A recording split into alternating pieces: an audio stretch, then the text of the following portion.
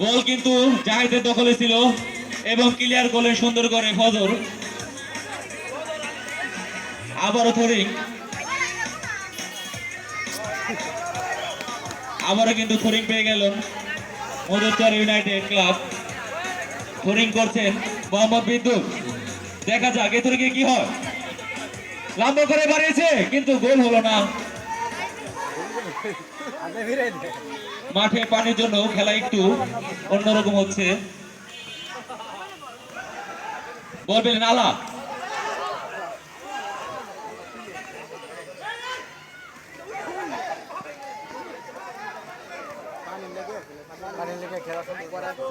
বলের দখল কিন্তু হচ্ছে দুনো দলেরই। দেখা যাক কাঙ্ক্ষিত ফলাফল কার হয়।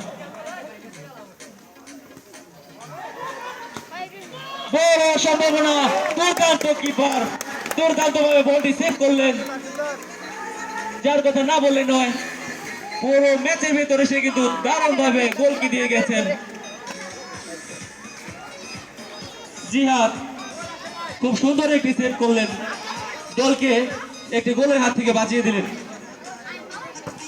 জোরে শট, কিন্তু খরচ বারে উপরে চলে গেল শটটি। গোল হওয়ার সম্ভাবনা কিন্তু না, ওখানে কর্নার কিক পেলেন মধুচর স্পোর্টিং এর ক্লাবের অনুকূলে কর্নারটি। দেখা যাক কর্নারে গোল হয় কিনা। দুই দলের প্লেয়াররা কিন্তু দুর্দান্ত ভাবে খেলছেন। কিক হলো এবং বাইরে।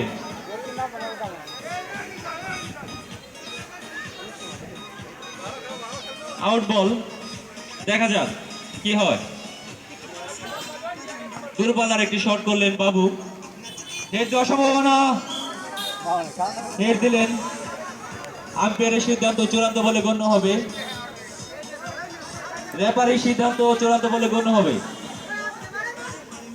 আউট বল, রেফারি আউট আউট ঘোষণা করলেন।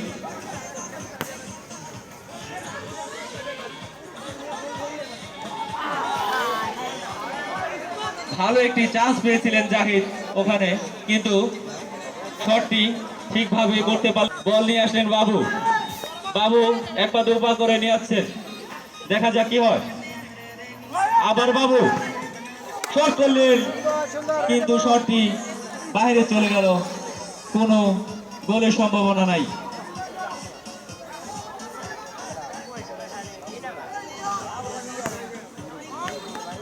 লং একটি পাস,